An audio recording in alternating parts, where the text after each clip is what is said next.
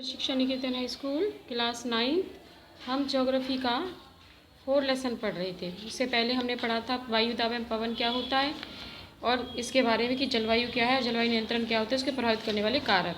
आज पढ़ेंगे कि हम भारत की मानसून जो है वो कैसी होती है। भारत की जलवायु मानसूनी पवनों से बहुत अधिक प्रभावित होती है। जो मानसूनी जो पवनें होती हैं उनसे बहुत ज़्यादा प्रभावित होती हैं। ऐतिहासिक काल में भारत में आने वाले नाविकों ने सबसे पहले जो नाविक थे, ठीक है, जो नाव से आए थे, उन्होंने भारत की जो मानसून थी उस पर ध्यान दिया था। ठीक है, तो अरबवासी जो व्यापारियों की तरह भारत में आए थे, व्यापार करने के लिए आए थे, उन लोगों ने भी पवन तंत्र के इस मौसमी उत्क्रम को किसका नाम दिया? मानसून का नाम दिया। ठीक है, अब मानसून जो है, मानसून का प्रभाव उष्णकटिबंधीय क्षेत्रों में लगभग 20 डिग्री एवं 20 डिग्री उत्तर दक्षिण के बीच में रहता है।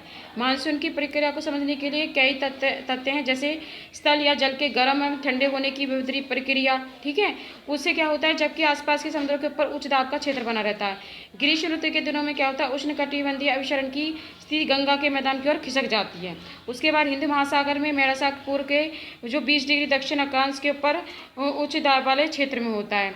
उसके बाद जैसे ग्रीष्म ऋतु में तिब्बत का पठार जो होता है बहुत ज़्यादा अधिक क्या हो जाता है, गर्म हो जाता है, जिसके फलस्वरूप क्या होता है, पठार के ऊपर जो समुद्र तल से लगभग 9 किलोमीटर की ऊंचाई पर ये वायु धाराओं के उस दाब का निर्माण हो जाता है।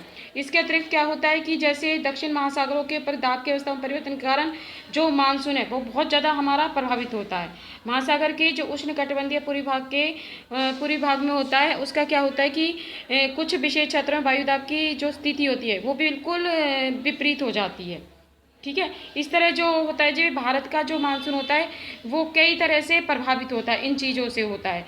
जैसे पेरू की ठंडी धारा के साथ क्या होता है कि प्रत्येक में 2 या 5 वर्ष के बाद में क्या होता है, पेरू तट से होकर कुछ वायु दबाव बहती है, जो वायु की अवस्था में परिवर्तन को एलिनो के नाम से प्रसिद्ध है, जिसको एलिनो, ठीक है, दक्षिण यानी कि दक्षिण का धुआं कहा जाता है।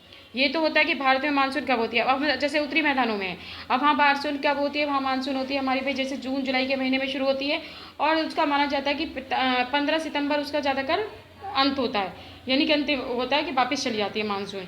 ठीक है, उसी प्रकार जब मानसून जब वापस जाती है तो तमिलनाडु में क्या होता है, जैसे लास्ट में नवंबर और अक्टूबर में वहाँ मानसून होती है, इनकी वहाँ मानसून की बारिश होती है, तो वापसी जाते समय वहाँ पर वो वर्षा करती है। तो ये होता है मानसून का, भारतीय मानसून कितनी होती है। अब है कि भारत मानसून का आगमन का एवं वापसी किस प्रकार होती है।